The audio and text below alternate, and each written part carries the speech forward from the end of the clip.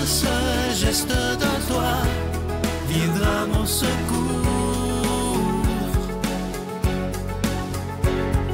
Viens semer dans mon âme le grain de l'amour. Je traverse un désert et je meurs de soif. Montre-moi le mystère qui garde la foi. Bonjour, bienvenue à votre émission La Victoire de l'amour en ce vendredi 12 janvier 2024. J'espère que vous allez bien. On rejoint tout de suite pour sa chronique notre amie Claire Jacques. Et à l'homélie, ce sera Luc Faneuf.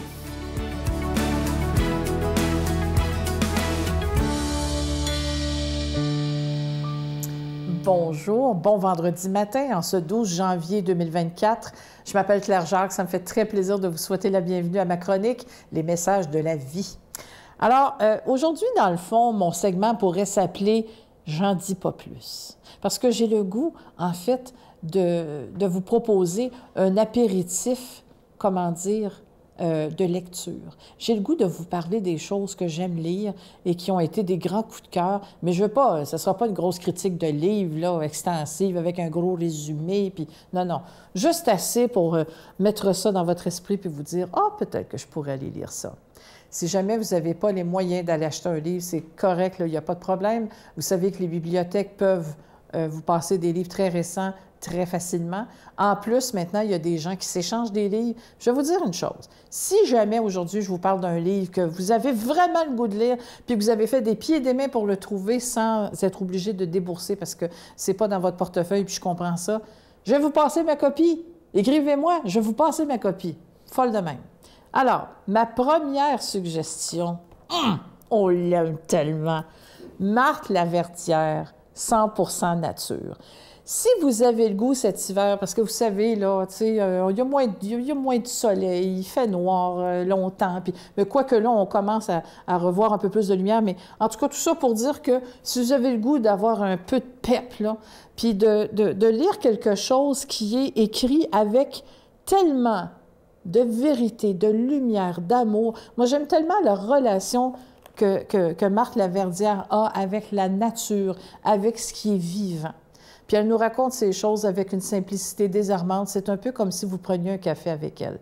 Mais là, j'en dis pas plus.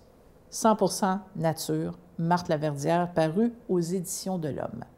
Ma deuxième suggestion, un autre coup de cœur. Oh, mon Dieu que c'est bon! Les saisons du cerveau. Là, vous allez me dire que c'est ça, ce livre-là, un livre scientifique. Un peu, oui, mais tellement extraordinaire. C'est écrit par le docteur Daniel Fortin, qui est neurochirurgien. Là, vous allez me dire, moi, je ne lis pas ça, ces affaires-là, c'est trop compliqué. Vous avez raison, mais avec lui, ça ne l'est pas. Et dans ses études extensives sur le cerveau, parce que c'est sa spécialité, bien, il s'est laissé toucher par des patients qui ont un peu changé sa façon de voir les choses et il en parle dans le livre avec énormément de respect. C'est de toute beauté de lire ça. Mais le gros de l'affaire, et pourquoi il appelle ça les saisons du cerveau, c'est que lui, il a découvert que le cerveau avait 8 saisons différentes dans sa vie.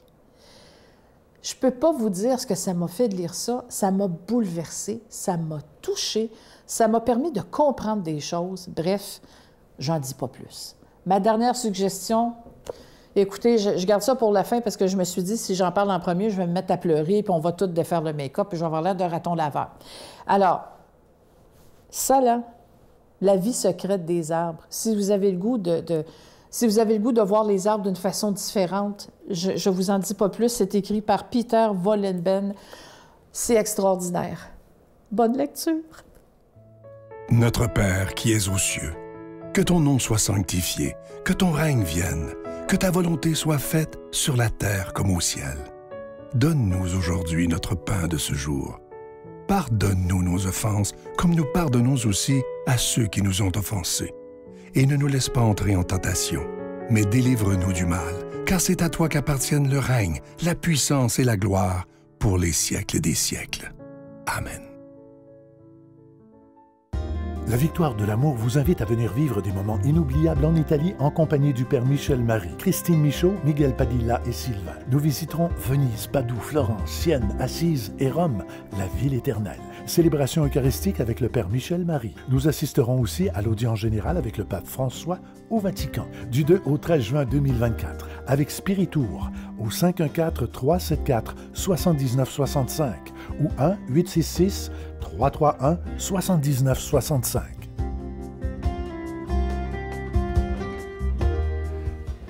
Encore une fois, je suis tellement content de vous parler de ce magnifique cadeau du mois. Je vous en parlais la semaine dernière. Il s'agit d'une exclusivité de la Victoire de l'amour, ce magnifique chapelet des anges. Il est en cristal. Et ce qui est beau, c'est qu'il est fabriqué à la main par des religieuses à Mexico. Et ce que je trouve, évidemment, que les religieuses sont très, très contentes qu'on fasse affaire avec eux parce que eux, ça leur permet également d'aider les plus pauvres dans leur pays. Alors, merci de tout cœur de ce que vous faites pour la Victoire de l'amour. Et je vous rappelle ce qu'on pourrait avoir comme objectif en 2024. Vous savez qu'on est abonné à toutes sortes d'affaires. Hein? Vous savez, regardez autour de vous, je n'ai pas besoin de vous nommer des abonnements qu'on a.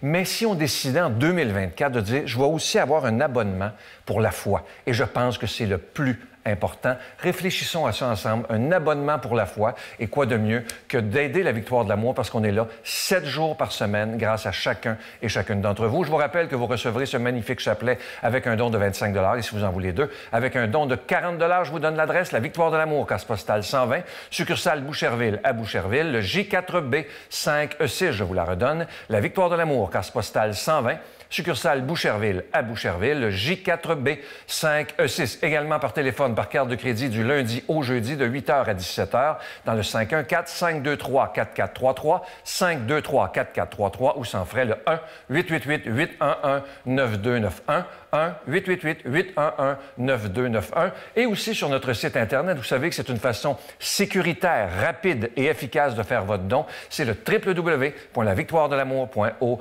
Alors, je vous rappelle ce magnifique cadeau du mois, le chapelet des anges en cristal qui est fabriqué à la main et qui est déjà béni. Merci de tout cœur.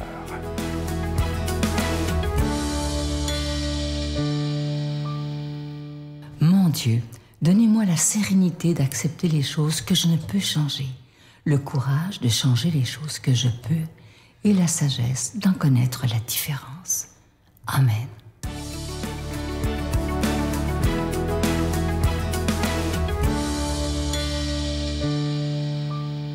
Si vous saviez la joie que, en tout cas que moi j'éprouve à préparer ces émissions, grande joie, surtout en particulier aujourd'hui, je dirais peut-être mon texte préféré de tout l'Évangile. Évidemment, mon évangéliste préféré, c'est Jean, vous le savez probablement, mais là, le magnifique texte de Jean 15, dans lequel Jésus va nous révéler dans son testament rien de moins que son cœur. Donc, demandons à l'Esprit Saint qui a possédé le cœur de Jésus de venir habiter nos cœurs et nos esprits afin de recevoir et de faire porter du fruit à cette parole.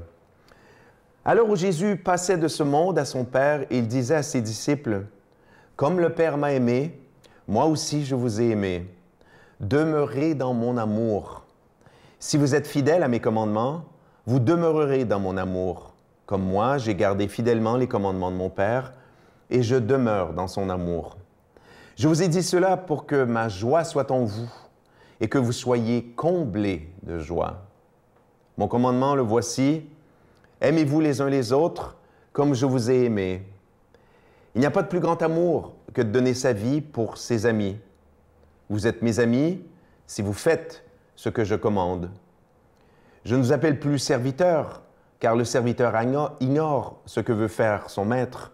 Maintenant, je vous appelle mes amis, car tout ce que j'ai appris de mon Père, je vous l'ai fait connaître. Ce n'est pas vous qui m'avez choisi, c'est moi qui vous ai choisi et établi afin que vous partiez, que vous donniez du fruit et que votre fruit demeure.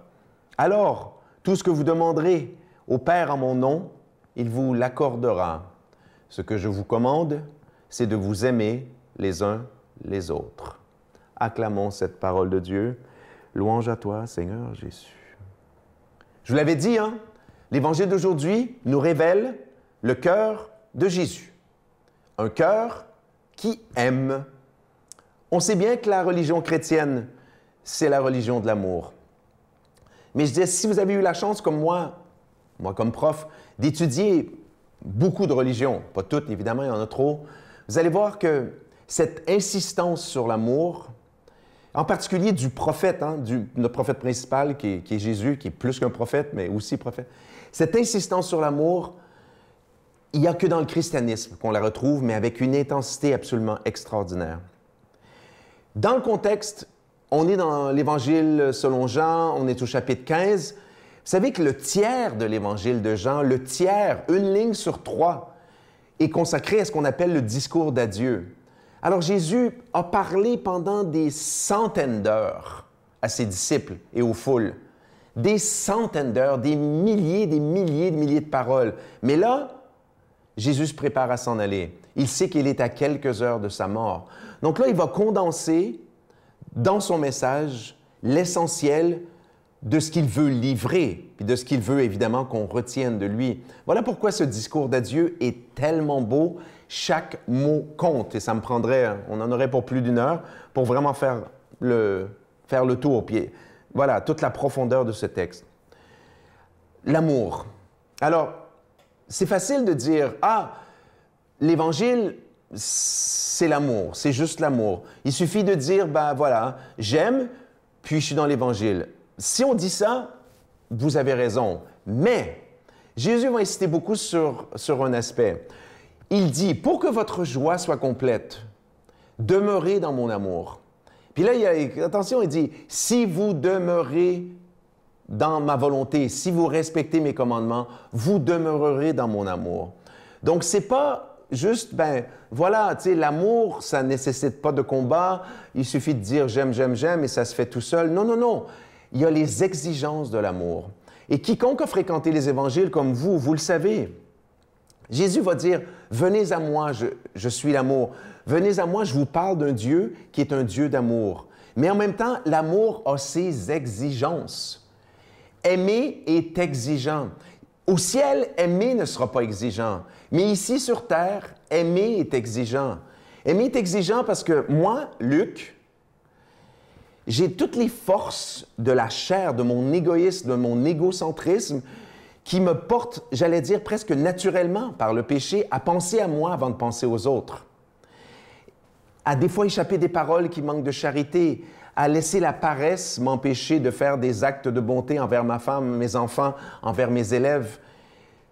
Demeurer dans mon amour, il faut demeurer dans l'amour de Jésus, mais demeurer dans cet amour-là est exigeant. Et c'est pour ça qu'on a la prière. Et la vie spirituelle sert à ça. Sans vie spirituelle profonde, et j'ajoute sans communion, la communion à l'hostie qu'on va recevoir à l'Église le dimanche, il est très difficile d'être possédé, de demeurer complètement dans cet amour qui est toute notre joie. Donc, demandons à Dieu de nous bénir, lui qui est Père, Fils, Saint-Esprit. Bonne journée. Je vous salue Marie, pleine de grâce. Le Seigneur est avec vous. Vous êtes bénie entre toutes les femmes, et Jésus, le fruit de vos entrailles, est béni. Sainte Marie, Mère de Dieu, priez pour nous pécheurs, maintenant et à l'heure de notre mort. Amen.